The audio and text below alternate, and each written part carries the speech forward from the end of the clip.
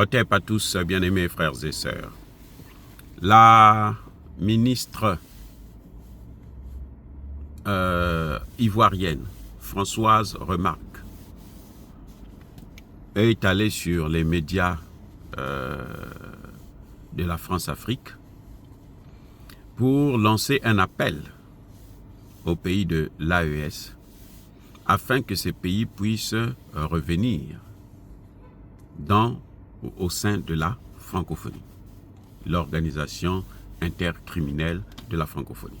Bon, écoutez, cette ministre Remarque là, qui est ministre de la culture et de la francophonie dans le gouvernement ivoirien, n'a rien à faire. En fait, les Ivoiriens n'ont rien à faire. La Côte d'Ivoire n'a rien à faire. Alassane Ouattara ne sait plus quoi faire pour obtenir un 4e mandat, pour amadouer, pour flatter Emmanuel Macron, que bon, il se lance dans tout. Vous savez, c'est Alassane Ouattara qui demandait à ce que les pays de la francophone puissent faire accepter encore Air France, accepter les médias français. C'est-à-dire que c'est incroyable. Je ne sais plus ce qu'il cherche, je ne sais plus ce qu'il veut. Il a tellement bazardé la Côte d'Ivoire qu'il n'y a plus rien qui lui reste à leur donner, que maintenant il veut sortir de la Côte d'Ivoire pour aller prendre d'autres pays indépendants pour mettre faire passer sous les courges faudines de la France. Mais ça ne passera plus, madame. Madame Remarque, vos remarques là, non ni tête ni queue, ce sont des remarques infondées. Non, il faut maintenant que la francophonie puisse négocier avec les pays de l'AES. Mais c'est les pays de l'AES qui ont demandé ça. Vous parlez, au nom de qui vous parlez de ça? Vous êtes ministre ivoirienne. Donc, votre rôle, c'est les relations entre la francophonie et la Côte d'Ivoire.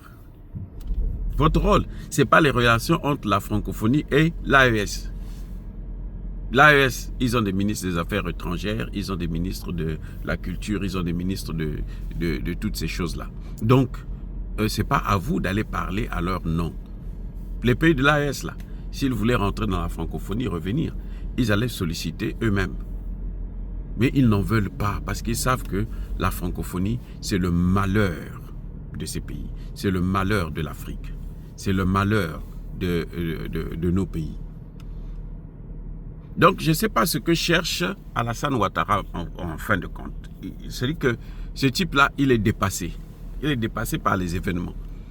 Il est tellement assoiffé d'un 4e mandat qu'il est prêt à tout, qu'il cherche par tous les voies et moyens.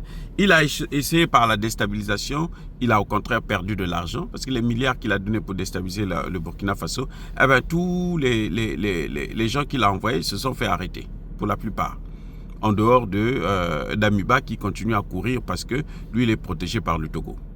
Oui, donc il y a un problème avec Alassane Ouattara. Monsieur Alassane Ouattara, réfléchissez un peu. Vous n'allez pas passer toute votre vie à déstabiliser des pays de la sous-région. Commencez maintenant à vous occuper de vos problèmes. Commencez maintenant à vous occuper des problèmes de la Côte d'Ivoire. Parce que jusque-là, la seule chose que vous avez fait, c'est vous occuper des problèmes de la France et des problèmes de l'AES. Non, occupez-vous des problèmes de la Côte d'Ivoire. Les Ivoiriens, là, ils sont avec vous, ils vous tolèrent, ils vous supportent. Vous avez volé, triché les élections. Aujourd'hui, nous le savons, ce n'était pas pour vous occuper de l'AES. Vous n'êtes pas le président de l'AES. Si vous avez voulu être burkinabé, si vous étiez resté burkinabé, peut-être que ce serait votre moment maintenant d'accepter de rester, de prendre le pouvoir au Burkina Faso. Mais maintenant, c'est trop tard. Vous ne pouvez plus prendre le pouvoir au Burkina Faso puisque vous êtes ivoirien maintenant. Vous avez fui votre nationalité, votre pays d'origine. Et votre pays d'origine maintenant se porte mieux que la Côte d'Ivoire. La Côte d'Ivoire, c'est un foutoir actuellement. Et c'est Alassane Ouattara qui a mis la Côte d'Ivoire dans cette situation catastrophique. Alors que la Côte d'Ivoire était le fleuron de l'Afrique de l'Ouest. Malgré le fait qu'on utilisait le CFA, mais non, c'était autant de fouettes, c'était un pays respecté et respectable. Vous avez fait de la Côte d'Ivoire un chiffon, vous avez mis ce pays en lambeaux et maintenant vous voulez emmerder les pays de l'AES. Non, les pays de l'AES n'ont pas besoin de Macron, ils n'ont pas besoin de, comment vous appelez ça là, de la francophonie. Vous avez vu ce que Emmanuel Macron a fait, comment Emmanuel Macron a humilié Tshisekedi? Ah, vous étiez là. Madame remarque, pourquoi vous n'avez pas fait la remarque? Votre remarque, vous la faites seulement concernant les pays de l'AES qui ne sont même pas là, qui n'ont rien à faire, alors qu'il y a eu un vrai événement qui est là. On a humilié tout un continent par votre Emmanuel Macron. Tout un continent, je dis bien. Ça suffit. Maintenant, arrêtez de jouer. Oh, bien-aimés frères et sœurs, dire cela, c'est inciter à la haine ou à la violence. Non, il y a ma colère veille, il y a ma lembe. Encore une fois de plus, soyez bénis, abondamment bénis par le Dieu des Kémites et par nos ancêtres évangélisés. Mais que tous ceux qui persécutent le continent africain, le pillent et le déstabilisent, qu'ils soient noirs, blancs, chinois, arabes, juifs, indiens, qui qu'ils soient punis, maudits, foudroyés, neutralisés, écrasés, effacés par le Dieu des Kémites et par nos ancêtres évangélisés.